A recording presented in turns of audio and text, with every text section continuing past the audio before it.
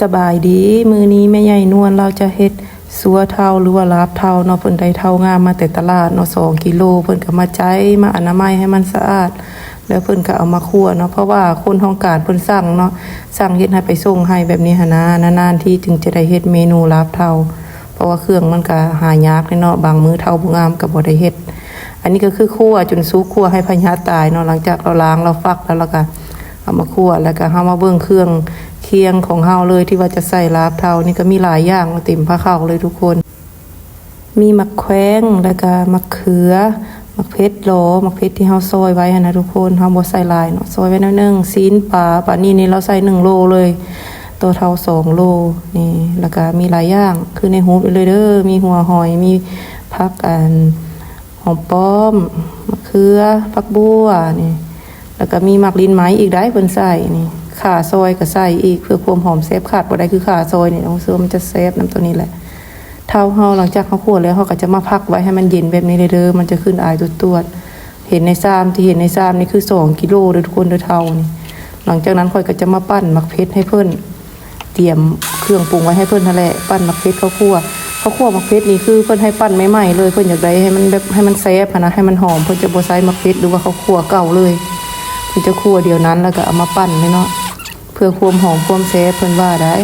คันเพิ่นได้เฮ็ดหยังแล้วให้มันสะอาดให้แซ่บเพิ่นว่านี่เลยแล้วเช้าเฮาก็เย็นแล้วเพิ่นก็เลยเอาน้ำใส่น้ำนี่ก็คือน้ำเฮาต้มปลานิ่นนั่นแหละเฮาปรุงรสชาติใส่ปลาแดกแป้งนัวหัวข่าหัวสิงไข่แล้วเฮามาตองเอาเด้อรสชาติคือเฮาปรุงให้มันพอดีน้ำมันเลยแล้วก็มาคนเนาะคนให้เท่ามันแตกดีเข้ากับน้ำอะไรให้มันแตกหน่อยทุกคนบ่ให้เท่าเป็นก้อนเราก็เฮ็ดละเอียดเราก็เฮ็ดสะอาดได้แม่ค่อยนะนี่เราก็ใส่ซีนปลาลงไปซีนปลานี่1 กิโลที่ค่อยมาส้มได้ก็สิได้จาน1อันนี้เลยแล้วก็คนเข้าเครื่องทุกอย่างให้มันแตกดีเราเฮ็ดละเมียดละไม้แท้ๆแม่ใหญ่นวลนี่แล้วก็ใส่มักทั่วลงไปก็สิค่อยๆคนทีละอย่างนี่เลยเนาะเข้ากันพอเฮาทอกบาดเดียวมันจะข้นยากนะทุกคนมันจะบ่เข้าเนื้อเข้าหนังเราจะใส่ทีละถ้วยแบบนี้แล้วก็คนไปนำนี่แล้วก็คนหลังจากเราใส่มะทั่วแล้วเราก็ใส่มะแขวงลงไปหรือว่าว่ามะเขือพวงเนาะมะแขวงนี่แหละบ้านเฮาลงไปแล้วก็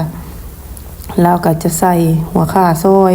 ขาดบ่ได้แท้ๆหัวข่าซอยนี่คือหอมเฮ็ดให้ลาบเท่าเฮานี่แซ่บขึ้นเลยนี่เราใส่หัวข่าซอยแล้วก็มะเพ็ดแดงที่ค่อยซอยไว้นี่แหละ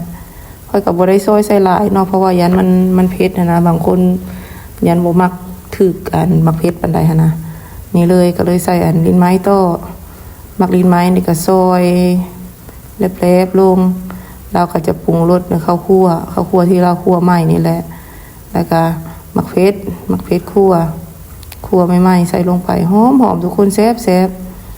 นี่เลยคนส่วนหลายก็บ่ค่อยได้เฮ็ดดอกเมนูนี้ค่ะถ้าคนบ่สั่งเนาะอันนี้คนต้องการเพิ่นสร้างให้เฮ็ดไปขายให้แน่เราก็เลยจัดการเฮ็ดไปขายคนเข้ากันแล้วรู้สึกว่ายังบ่พอมักเพชรกับข้าวคั่วก็เลยว่าใส่ตื้มลงไปเนาะบ่มีถึกเนาะให้กินซีมไปน้ำเฮ็ดไปน้ำมาแหละเฮาขาดเหลือตัวใดเฮาก็ตื้มใส่ให้มันพอดีหั่นแหละทุกคนเซฟเฮาก็เซฟเพิ่นก็เซฟเฮาหั่นแหละอย่าห่วงเครื่องอย่าขี้ที่เครื่องเวลาเฮ็ดกินสำหรับแม่ค่อยเด้อนี่เราเฮ็ดคักแท้ๆนะเราคนเข้าไปคนจนข้าวคั่วกับมะเพชรแล้วมันแตกเป็นเนื้อเดียวกันอันนี้เลยเด้อเราก็จะใส่ผักบัวลงไปแล้วก็ใส่หอมป้อมพร้อมผักบัวพร้อมหอมป้อมเราจะเอาลงไปคนน้ำหลังแบบนี้เลยแล้วก็คนให้มันเข้ากันอีกเทื่อนึงหลังจากคนแล้วเราก็จะใส่หอยน้ำหลังเพิ่นว่าบ่ใส่หอยโคตรยันหอยมันแตกยันมันบ่เป็นหน่วยงามเพิ่นว่าได้